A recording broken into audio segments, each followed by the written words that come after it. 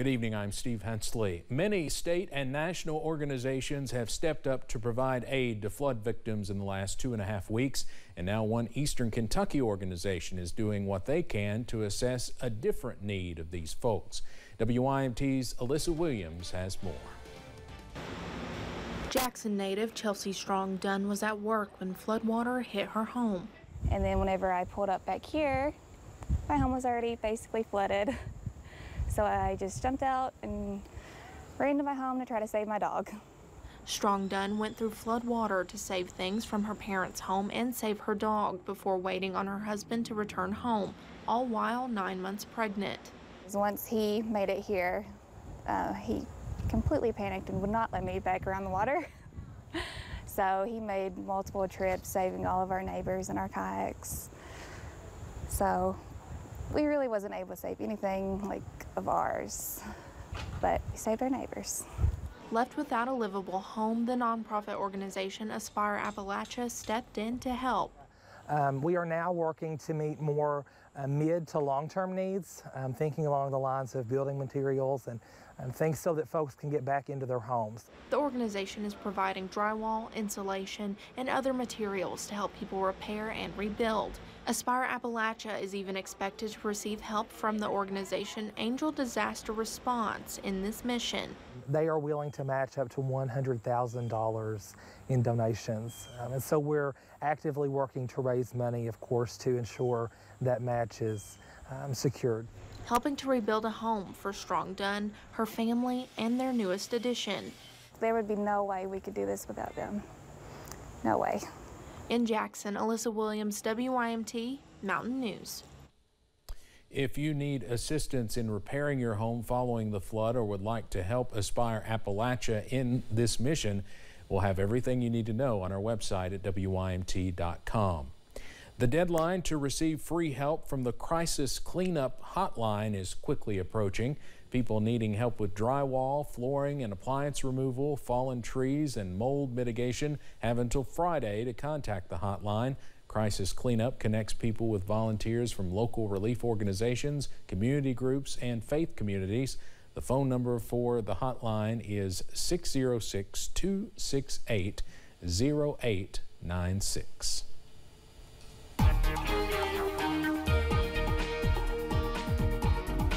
Well, many of us have been dry as we've gone throughout the day. Others, well, we've seen a few showers, including right here at the station in Hazard, and still watching them kind of moving away from the region at this hour. You see from our camera at Buffalo Mountain, middle and upper 70s right now. We're trying to get the sun back as we watch those little downpours begin to move out of Perry County. Temperatures in the low to middle 70s around the region where it's rained so far. Jackson's right at 70. Excuse me, everywhere else at least in the middle and upper 70s, and a few 80-degree readings, Middlesboro, Manchester, and up into Irvine at this hour, and over toward Ashland as well. Dew points, they're a little elevated, but they're lower than where you'd expect them to be here in parts of August, so not too bad feeling outside, but we will continue to watch the potential for a few of those showers. You see those now moving through parts of Owsley County. There's one just east of Buckhorn, one south of Manchester there in Clay County, and one there in the far southeastern parts of Leslie County, and that's now sneaking into Harlan County, and another one over toward the Cumberland community as well. Not going to be a huge deal as we run through tonight. We're kind of in between systems for the next few days, so while spotty shower chances will be in the forecast, I think the heavy rain stays at bay for at least a little while longer. Still, keep that WYMT weather app handy. I think you'll need it as we head through the next few days. For tonight, you open it up, you'll see we're down into the 60s as we head into tonight, and that's where we'll wake up on our Wednesday morning as well. I'll have the details on how long the showers stick around. That's coming up in just a bit. Steve? All right. Thank you very much, Evan. President Biden left South Carolina to fly back to the White House earlier today without First Lady Dr. Jill Biden. The president was seen with his son Hunter, Hunter's wife Melissa Cohen, and their young son Beau. The First Lady did not travel with the president after testing positive for COVID-19. The president was returning to the White House to sign the Inflation Reduction Act into law before heading to Delaware for part 2 of his vacation. Well, Democrats say that Inflation Reduction Act will lower energy and health care costs. Republicans oppose the legislation, calling it a tax and spending spree. CBS's Natalie Brand takes a closer look from the White House. President Biden signed the Inflation Reduction Act into law Tuesday, calling the mammoth climate, health, and tax legislation historic. Let me say from the start, with this law, the American people won and the special interests lost. Billed as the nation's biggest ever single climate investment, it directs nearly $400 billion in climate and energy programs, including tax credits and incentives to cut emissions by roughly 40% over the next 8 years. Fred Krupp of the Environmental Defense Fund says the money comes at a crucial time. We're at a tipping point where the adoption of electric cars, electric trucks, solar, wind power, battery storage is almost there, but these incentives will get us there. With less than 3 months to November's midterm elections, the president plans to hit the road in the coming weeks to explain what's in the landmark legislation. Democrats say the new law will reduce costs for seniors by expanding Medicare's power to negotiate the price of prescription drugs, though initially starting in 2026, affecting only 10 medications. The motion is adopted. The bill passed with no GOP support. Nonpartisan analysts say it's not likely to do much to put a dent in the high inflation Americans have faced. Democrats, more than any other majority in history, are addicted to spending other people's money, regardless of what we as a country can afford. Democrats say the legislation will pay for itself and cut the federal deficit by raising revenue through increased tax enforcement and a 15% minimum corporate tax. Natalie Brand, CBS News, the White House. By 2025, the legislation is also set to cap out-of-pocket costs for prescriptions to $2,000 a year for Medicare recipients. Keeping a credit card balance could cost you a lot more this year. That's according to the Consumer Financial Protection Bureau, which notes credit card interest rates are going up. The Federal Reserve has been raising interest rates to combat inflation this year.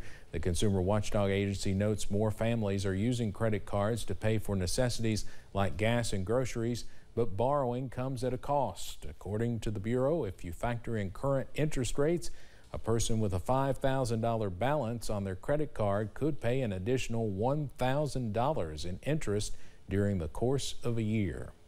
The Biden administration will automatically cancel nearly $4 billion more in student loan debt. The Department of Education announced today this move will affect more than 200,000 former students who attended the now defunct for-profit ITT Technical Institute.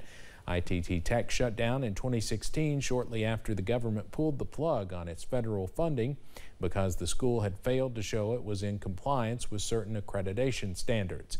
The total amount of loan discharges approved under President Biden now totals nearly $32 billion.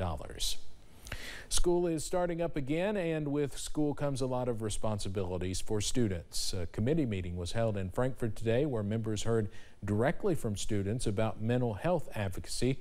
Julia Sandor was at the meeting and tells us how it could affect children in the classroom. A big topic for the committee today was the Student Mental Health Initiative. Students from all over Kentucky came together to research and propose ideas to help make a change. A group of students led by Lieutenant Governor Jacqueline Coleman sat in front of committee members to share their commitment to change the mental health stigma. Just we heard where that circumstances vary on a case-by-case basis for students.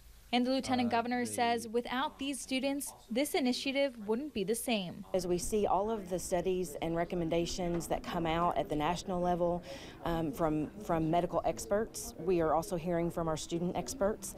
A lot of those things jive. They introduced recommendations and even created surveys for their classmates so they can figure out what resources are needed most. One of those resources is 6 excused mental health absences. We want to add those 6 days so that students don't have to go to the doctor or to a mental health clinician and say, hey, I'm having these issues, I just need to take a break, I need to decompress from all of this stress.